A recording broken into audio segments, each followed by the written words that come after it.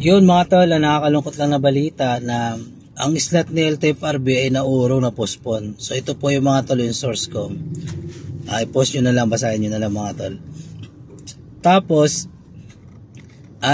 nagbabala rin si Bongbong Marcos, yung ating mahal na presidente, na dumarami na rin yung kolorum dito. Hindi ako magbabanggit kung ano yung mga kolorum na sinasabi niya. So ito mga tol, panoorin nyo.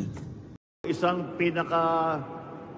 malaking problema ay yung pagpasada ng mga kolorum.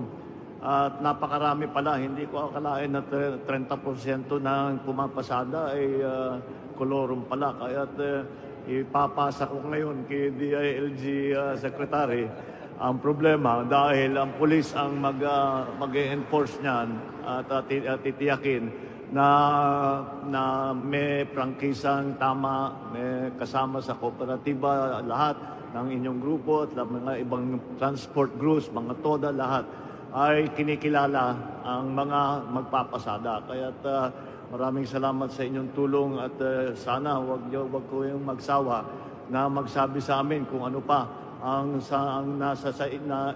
naiisip ninyo na maaring gawin upang pagandahin ang sitwasyon sa trapiko.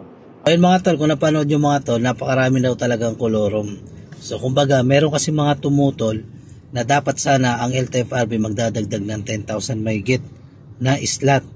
So ang sabi pa nga doon sa ibang balita na 20,000 to 30,000 sana ang idadagdag na slot. Idadagdag sa Grab yun yung unit na yun. Idadagdag yun mga tol, ang dami nun, saan kaya ilalagin? Napaka-traffic na dito sa EDSA, lalo na dito sa Ortigas, Makati, BGC. Naku po, siksikan yung sasakyan dyan. Walang pinipili na tawag dito yung panahon o araw, pati linggo, traffic. So yun lang mga tol, kung minsan nga kung maranasan yung mga tol, kung hindi kayo dito sanay sa pamamasada, lalong na sa sasakyan, naku po, mababagot kayo rito. Yung 1 kilometer na yan, minsan inaabot ng 1 oras yan, pambira. Talong-talo ka talaga sa gasolina. So kaya nga sinasabi ko nga sa mga nanonood sa akin na kung sanay ka sa kalsada, kung hindi ka mainipin, hindi ka mainitin ng ulo, pwede ka dito sa Grab, basta mahaba yung pasensya mo. Kasi nga kapag mga tol, kapag hindi ka sanay dito, kakainin ka ng sistema Tapos aayaw ka, mababatak yung sasakyan mo, o kaya kung ikaw may nakikiboundary, hindi ka magtatagal dito. So ganun lang mga tol. Dito kasi kailangan dito sipag, tiyaga. Kasi kung wala kang tiyaga mga tol, di ka talaga ikita rito So ganun lang mga tol. Na-postpone, niisip ko nga yung mga kumuha ng bagong sasakyan na ipapasok sana dito kay Grab, wala na-postpone. Paano kaya yun? Paano na lang kaya kung inaasahan nilang panghulog, doon nila kukunin kay Grab? Paano na lang ewan ko lang kung makapasok sila dito kay Joyride, kaya kay Angkar. Pero mga tol, dun sa Joyride, base sa aking experience, maganda rin naman ang booking doon. Yun nga lang, malalayo yung pick up. Hindi kasi kagaya kay Grab na kapag lumagpas ng 3 km yung pick up, meron pong 60 pesos na papasok sa wallet nyo.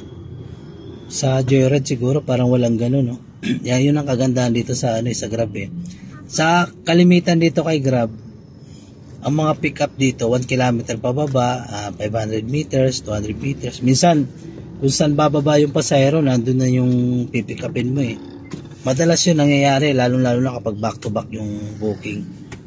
So ganun lang mga tol.